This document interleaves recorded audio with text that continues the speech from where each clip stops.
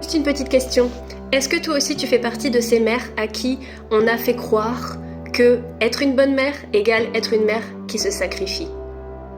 Moi, je suis tombée dans le panneau pendant très longtemps jusqu'à faire un bon gros burn-out et à ne plus être du tout capable d'apprécier mon rôle de mère. Et à culpabiliser en plus d'en arriver à cette souffrance extrême. C'est des conneries tout ça. Une bonne mère, c'est pas une mère qui se sacrifie. Parce que quand tu te sacrifies, que tu ne réponds plus à tes besoins, tu en viens à être complètement vide. Tu es vidé, tu es à sec, tu n'as plus rien de bon à donner. Ce que tu donnes, ça part d'un vide. Mieux vaut privilégier la qualité à la quantité.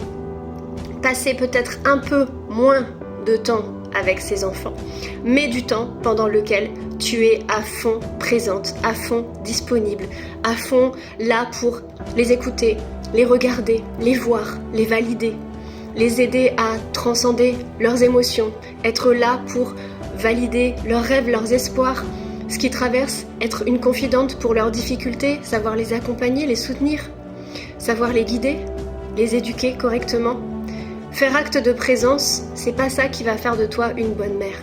Et je te parle en connaissance de cause parce que j'étais H24 avec mes enfants, je refusais de les confier à des nounous, je refusais de les confier à la crèche, je refusais de les faire garder, je voulais m'en occuper moi-même parce que dans mon esprit, il n'y avait que moi qui était à même de savoir exactement ce dont ils avaient besoin, etc. Sauf que dans le délire, dans l'équation, je me suis complètement oubliée. Moi aussi, j'ai besoin d'avoir du temps pour moi, j'ai besoin de prendre soin de moi, j'ai besoin de prendre soin de mes émotions, j'ai besoin de me guider moi-même, j'ai besoin de m'accomplir, de réaliser mes rêves, j'ai besoin de m'occuper de moi, de mon corps, de ma santé physique, émotionnelle, psychologique, spirituelle, énergétique, tout. Et à partir de là, je suis la meilleure mère que je n'ai jamais été auparavant. Pourtant, je suis séparée du papa. On est en garde alternée, je vois mes enfants qu'une semaine sur 2. Et je travaille à mon compte, je suis entrepreneur depuis plusieurs années maintenant. Je vois moins mes enfants en termes de temps. Mais le temps que je passe avec eux, il est plus qualitatif. Parce que j'ai appris à prendre soin de moi. C'est pas toujours facile d'ailleurs quand on est maman célibataire. Mais j'ai appris à m'offrir des temps pour prendre soin de moi de façon qualitative. J'ai appris à penser à moi, à penser à m'accomplir, à réaliser mes rêves, à oser aller de l'avant, à oser faire ce que j'aime, à oser être qui j'ai envie d'être. Et je suis la meilleure maman que je n'ai jamais été. Pourtant, je vois moins mes enfants. Alors à toutes les mamans qui ont regardé jusque-là, laissez-moi vous souhaiter une merveilleuse fête des mères en ce jour de fête, commerciale ou pas, peu importe, on s'en fout. Si on peut célébrer les mamans au moins une fois par an, on peut se l'autoriser. Donc à vous, vous êtes des héroïnes, vous êtes des super héros, vous êtes des warriors. Et bien souvent, personne ne reconnaît à quel point vous donnez de vous-même, à quel point vous vous sacrifiez.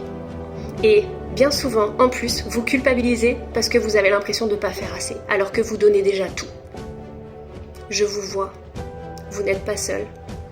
Et je vous invite vraiment à penser à vous offrir du temps, à vous offrir de la bienveillance, de l'amour, de l'accueil pour vous-même, pour vos émotions, pour vos besoins, à vous autoriser à déléguer, à vous autoriser aussi à responsabiliser vos enfants en fonction de leurs capacités. Parce que moi c'est pareil, j'avais cette tendance à vouloir faire tout à la place de mes enfants.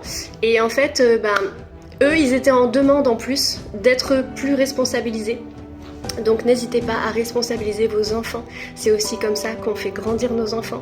J'avais entendu une phrase qui disait que le plus beau cadeau qu'un parent puisse offrir à son enfant, c'est de le rendre indépendant. C'est de ne plus que notre enfant n'ait plus besoin de nous.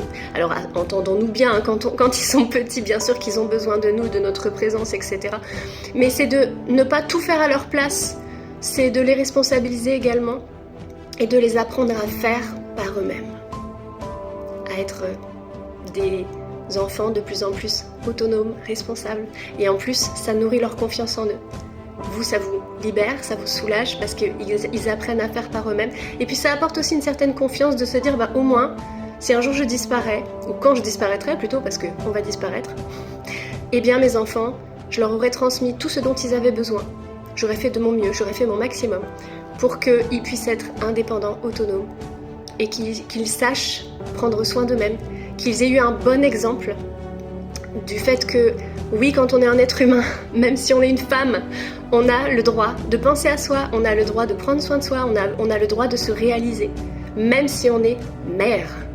Voilà, c'est tout pour moi pour aujourd'hui. Bonne fête des mères, des gros bisous, à tout vite.